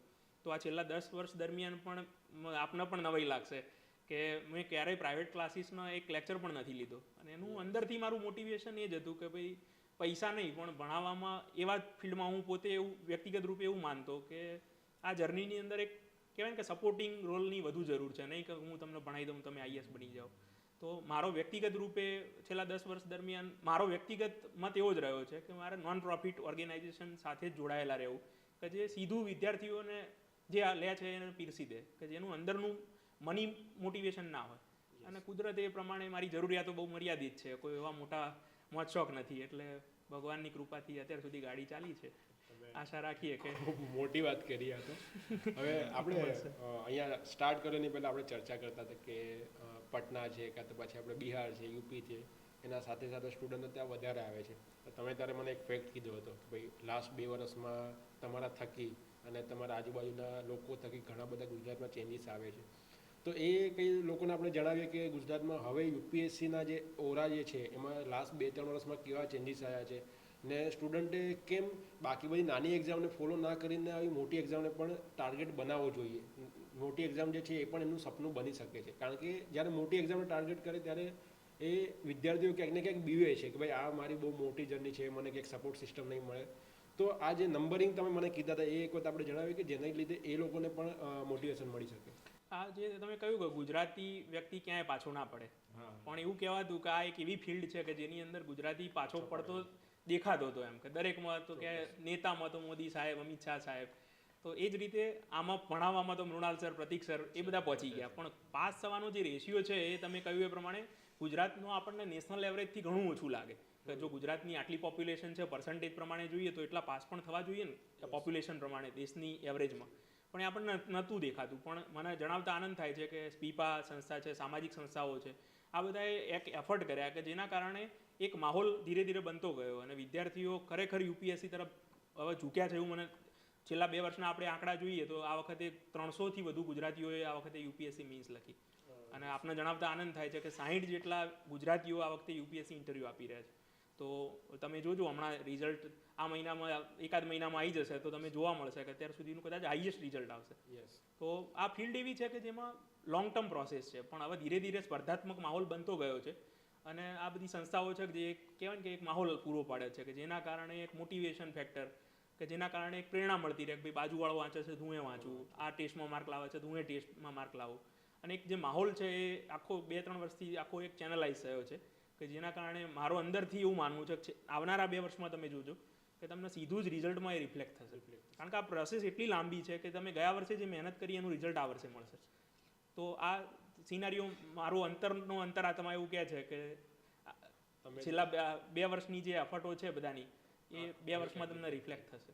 તમે જે નંબરિંગમાં 300 નંબર કીધા, તો 300માંથી સદભાગ્ય હું પણ એક એમાંથી હતો જે યુપીએસસીની મેન્સ આપવા માટે એલિજિબલ થયો હતો. હવે મારે પોતાના માટે એક ક્વેશ્ચન પૂછવો છે કે દરેક વખતે શું થાય છે, મારે પોતાની લાઈફમાં એઝ વેલ એઝ ઓલમોસ્ટ મેં જે લોકોને નિહાળ્યા છે, જે લોકોને મેં ઓબ્ઝર્વ કર્યા છે, તો જ્યારે યુપીએસસી મેન્સ લખે છે અને ત્યાર પછી આગળ એલિજિબલ નથી થતા ઇન્ટરવ્યૂ માટે અથવા આગળના લેવલ માટે, તો ક્યાંક ને ક્યાંક નાસીપાસ થાય છે. કારણ કે આગળ જ્યારે પાછું નેક્સ્ટ યરમાં જ્યારે આવે છે ત્યારે ફરીથી પાછું 0 ઘૂંટવાનો છે મારે. ફરીથી મારે પ્રિલિમ આપવાની, પ્રિલિમ પછી પાછી મેન્સની પ્રિપેરેશન કરવાની, મેન્સમાં પાછું મારે ઓપ્શનલ કરવાનું. તો આ જે આખું નાસીપાસ જે થઈ જાય છે સ્ટુડન્ટ, તો એણે કેવી રીતે પાછું 0થી ઘૂંટવાનું ચાલુ કરવું પડે ને એ જર્નીમાં એ ઇમ્પોર્ટન્ટ કેટલું છે કે ક્યાં સુધી મારે આ 0 ઘૂંટવું હોવું જોઈએ? એટલે મારી દ્રષ્ટિએ મેં આપને અગાઉ પણ કહ્યું હતું કે કોઈ પણ વિદ્યાર્થીએ શરૂઆતમાં સિરિયસ, હું વારંવાર શબ્દ વાપરીશ કે સિરિયસ તૈયારી કરવાવાળા વ્યક્તિએ સિરિયસ 1-2 એટેમ્પ આપવા જોઈએ અને પછી પોતાની જાતને એનાલિસિસ કરવું જોઈએ કે ભાઈ મારે હવે અધિકારી બનવું છે તો કઈ જાદુ તો થવાનું નથી, તમારે માર્ક્સ લાવવા પડશે તો જ તમે અધિકારી બનશો. તો તમે ધારો કે મેઇન્સ આપી તો તમે પોતે એનાલિસિસ કરો મારા GS1, GS2, GS3 શેમાં ઓછા માર્ક આવ્યા છે અને તમે પોતાનું એનાલિસિસ કરો કે ભાઈ આ GS2માં ઓછા આવ્યા એનું શું કારણ હતું, મેં કરંટ અપડેટ નહોતું કર્યું, મારા જવાબમાં ઇનરિચમેન્ટ નહોતું થયું. સેલ્ફને એનાલિસિસ કરવી પડશે. નહીં તો શું થશે, જેમ તમે કહ્યું એમ એકડો પ્રિલિમ આપી, મેઇન્સ આપી, ફરી પ્રિલિમ આપી, મેઇન્સ આપી, પણ એનું કોઈ રિઝલ્ટ તમને રિફ્લેક્ટ નહીં થાય. તો માત્ર એટેમ્પ ના આપવું જોઈએ, પણ એટેમ્પ આપ્યા પછી તમારે પોતાની જાતનું એનાલિસિસ કરવું જોઈએ કે ભાઈ આમાં મારી શું ભૂલ રહી હતી અને ભૂલ સુધારશો તો જ. બાકી દર વર્ષે વિદ્યાર્થીઓ જુઓ તમે કે ઉમેરાતા જાય છે. તો આપવાવાળો વર્ગ તૈયારી તમારે જેટલી ફરીથી કરવાનો છે. તો તમારે જૂના વિદ્યાર્થીઓ, અને આપણે આમાં પણ જોઈએ છીએ કે જે યુપીએસસીમાં જે આઈએએસ નથી બની શકતા, આઈપીએસ, IRS, એ તમારી સાથે ફરીથી અપિયર થવાના છે. તો તમારી કોમ્પિટિશન માત્ર નવા વિદ્યાર્થીઓ સાથે નથી, જૂના સાથે પણ છે. તો તમારે શું કરવું પડશે, પોતાનું એનાલિસિસ કરવું પડશે કે મારામાં શું ભૂલ થઈ છે. એટલે તમે ધારો કે GS2માં ઓછા થતા હોય તો તમે એવું કંઈક સારું વાંચો, જવાબ ઇનરીચ કરો, પ્રેક્ટિસ કરો કે જેના કારણે બીજા એટેમ્પમાં પહેલાં કરતાં રિફ્લેક્ટ થવું જોઈએ કે સુધારો થયો. હવે એક આઉટ ઓફ ધ કન્ટેક્સ ક્વેશ્ચન પૂછું, સાવ આઉટ ઓફ ધ કન્ટેક્સ, કે અગર છોકરાએ ચલો આ બધું એકેડેમિક્સ ને બધું મેનેજ કરી લઉં છું, but what about mental wellbeing? આ 1 વર્ષ યા તો 2 વર્ષ 3 વર્ષ હું જ્યારે આમાં છું તો શું મારે સ્પિરિચ્યુઅલ જર્ની પર મારે એ તરફ જવું જોઈએ? હું એમાં નથી માનતો તો મારે માનવું જોઈએ. પ્લસ મેડિટેશન છે, એવા બીજા ઘણા બધા ઉપાય છે કે જે તમે વધારે સરખી રીતે સમજાવી શકશો. તો શું સ્ટુડન્ટે શું કરવું જોઈએ આ 2-3 વર્ષ? આપણે ખાસ વાત કરી એમાં હું વારંવાર વિદ્યાર્થીઓને એ પણ કહેતો હોઉં છું કે આમાં જે રીતે શારીરિક આપણે કહીએ છીએ કે ભાઈ તમારામાં સ્ફૂર્તિ હોવી જોઈએ, એ જ પ્રમાણે માનસિક સ્ફૂર્તિ પણ હોવી જોઈએ. તમારું મગજ જો શાંત હશે તો એ જ વસ્તુ તમે કલાકમાં વાંચો છો એ તમે 15-20 મિનિટમાં પૂરી કરી શકશો. જો તમારું મગજ શાંત નહીં હોય તો તમે ચોપડી લઈને બેઠા હોય પણ કંઈ જ વાંચી નહીં શકો, તમે પોતે એનો અભ્યાસ કર્યો હશે. તો આ પરીક્ષાની તૈયારી મેં આમ કહ્યું એક આખી સાયકલ 1 વર્ષ ચાલે છે. હવે તમારું મગજ જ જો સ્થિર નહીં હોય તો એ ભટક્યા કરશે, તો તમારો જે શ્રમ છે એ ડબલ થઈ જશે. તો આપે જે પ્રમાણે કહ્યું એ પ્રમાણે હું પણ એમાં માનું છું કે સ્પિરિચ્યુઅલ તમારું એક એંગલ હોવો જોઈએ કે તમે આધ્યાત્મિક રીતે થોડા ટિલ્ટ થાઓ કે જેના કારણે તમે એક માત્ર, મેં તમને કહ્યું એ પ્રમાણે કે આપણે માત્ર નિમિત્ત છીએ, આપણે આયા છીએ, જવાના છીએ, આપણે એક નિમિત્ત બન્યા છીએ આ બધી વસ્તુઓમાં કે આપણે પોતાની જાતને ભગવાનના આભાર માનીએ છીએ કે ભાઈ આપણે આમાં નિમિત્ત બને. તો સ્પિરિચ્યુઅલ પોતાની જાત સાથે સંવાદ કરો, 15-20 મિનિટ મેડિટેશન કરો. કે હું તો વારંવાર વિદ્યાર્થીઓને એ જ સલાહ આપતો હોઉં છું કે તમે જ્યારે રાત્રે ઊંઘવા જાઓ તો પથારીમાં 10 મિનિટ પોતાની જાતને આપવાની કે હું સવારે ઉઠ્યો અને સાંજે ઊંઘવા જઈ રહ્યો છું, આ દરમિયાન મેં મારી જાતને વફાદાર રહીને એનાલિસિસ કરું કે ભાઈ ખરેખર મેં કેટલું ક્વોલિટી વાંચ્યું છે. શબ્દ હું વારંવાર કહું છું, ક્વોલિટી વાંચ્યું છે.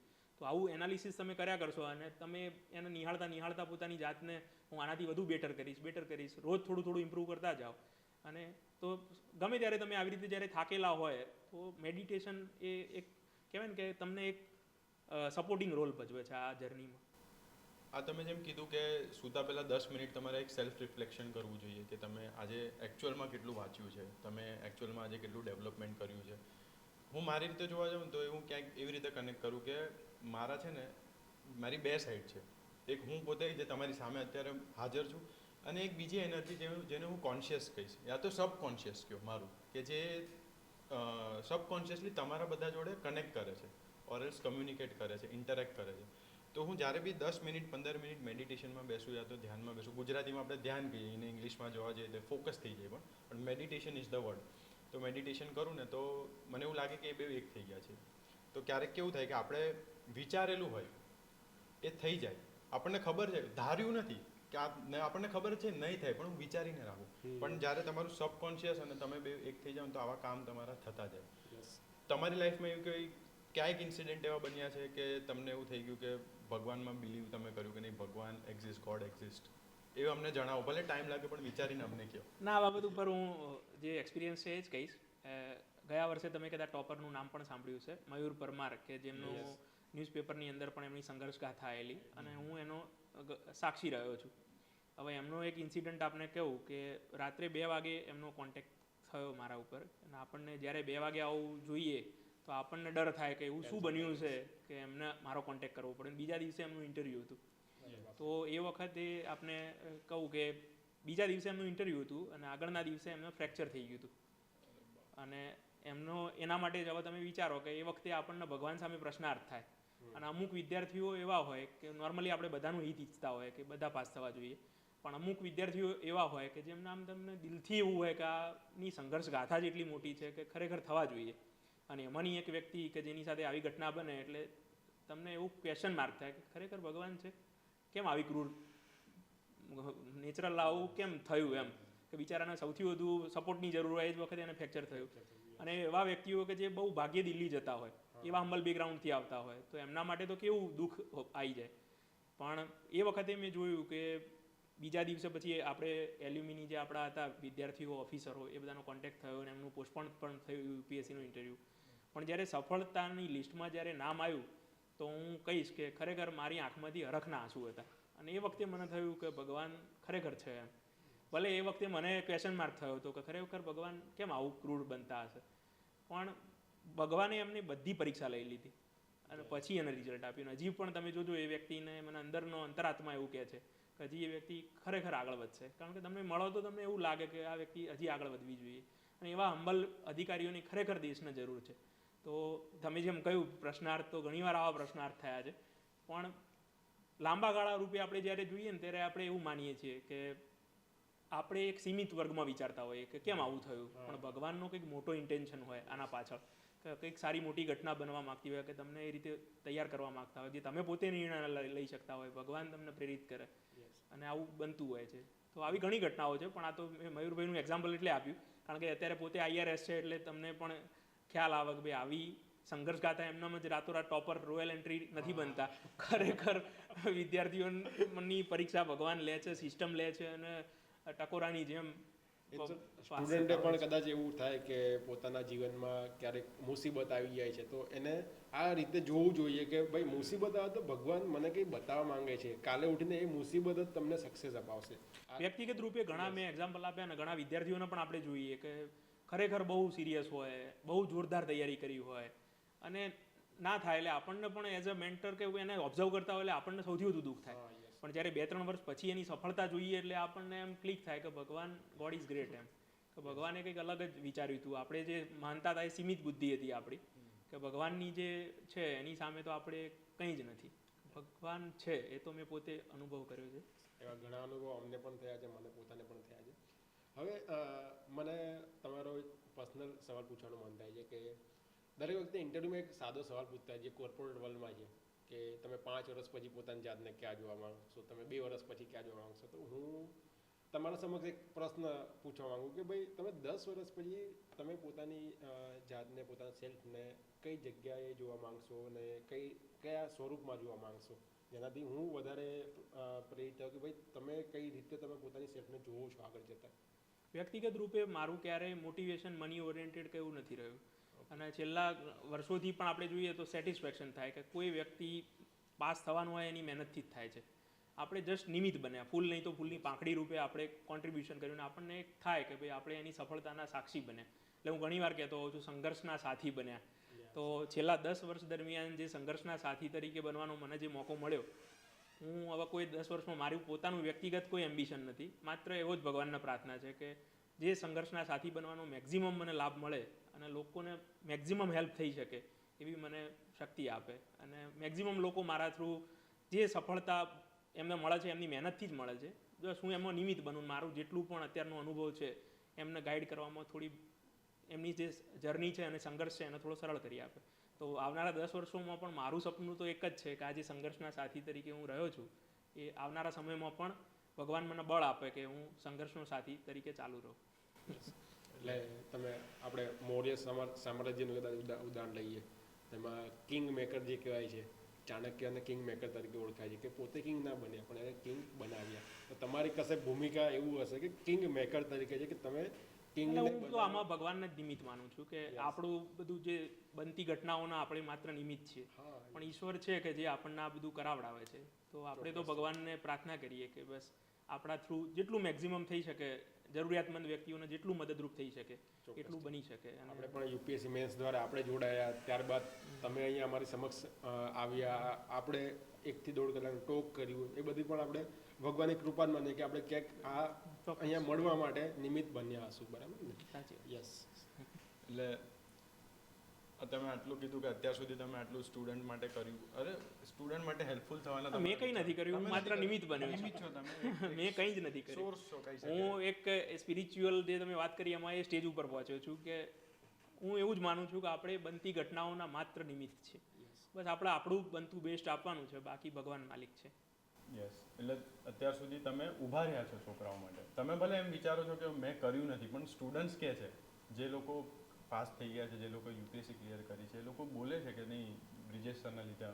અને અમને ખબર છે, તમને બી ખબર છે, પણ you are very down to earth કે તમે એક્સેપ્ટ હજી નથી કરતા. અને બીજું કે હજી આગળ બી 10 વર્ષ પછી એના પછી બી વાત કરીએ તો you want to be here only, કે મારે મારે નિમિત્ત બનીને રહેવું છે, મારે એ લોકોને ક્યાંક હું હેલ્પફુલ થાઉં. બસ આખી જર્નીમાંની ક્યાંક મને એ લોકો એવી રીતે જોવે કે આ સર પાસેથી, આ માણસ પાસેથી હું કંઈક શીખું અને હું આગળ વધું. તો અમે બી એમાંથી શીખીએ છીએ. અને આપણે એવું હોય છે કે જે તમે કહ્યું એમાં ઘણા બધા એક્ઝામ્પલ છે કે જેમાં આપણને એવું બને કે આપણે નિમિત્ત છીએ. જેમ કે ઘણા એવા જે આપણે વાત કરી મેઇન્સમાં, તો તમારી સાથે જ એક વ્યક્તિ ભાવેશ કરીને છે, મેઇન્સ લખતા હતા અને કોર્પોરેટ જોબ છોડીને આવેલા અને મેઇન્સ ના થઈ તો નાસી પાસ થયા હતા. અને એ પોતે એવું કહે છે કે તમે એ વખતે મને એક જે બળ આપ્યું હતું, તો હું પણ મને એવું જ માને છે કે તમારા કારણે હું કે આ જે આખો સંઘર્ષ છે ચાલુ રાખી શક્યો. પણ હું તો એવું જ માનું છું કે ભગવાને મને નિમિત્ત બનાવ્યો, કે એને મારો સાથે કોન્ટેક્ટ કરાયો અને મેં મારાથી બનતું જે હતું એને સાચી દિશામાં કોન્ટેક્ટ કરી આપ્યા, સાચા માર્ગદર્શન આપ્યું. અને એને મોટિવેશન, જે મેં શરૂઆતમાં કહ્યું હતું કે મારી ભૂમિકા માત્ર જામવંતની છે, હનુમાન તો પોતે જ છે અને પોતે જ પોતાની શક્તિથી પાસ થયા છે, પણ મારું માત્ર નિમિત્ત છે કે હું એમને કહું છું કે ભાઈ તમારામાં શક્તિ છે, તમે કરી શકો છો. અને નિમિત્ત રૂપે જે અધિકારીઓ હોય, જે મિત્રો હોય કે જેની જેવી જરૂરિયાત એ પ્રમાણે આપણે કોન્ટેક્ટ કરી આપીએ છીએ, અને જેના કારણે આપણે માત્ર નિમિત્ત છીએ. ના, એટલે it is very humble of you કે તમે આ રીતે વિચારો. પણ તો બી બધા સ્ટુડન્ટ્સના સાઈડથી હું તમને શું કહેવાય, થેન્ક યુ બી નાનો વર્ડ છે, પણ તો બી I like to thank you for તમે અહીંયા છો, અમારા માટે છો, બધા સ્ટુડન્ટ્સ માટે છો.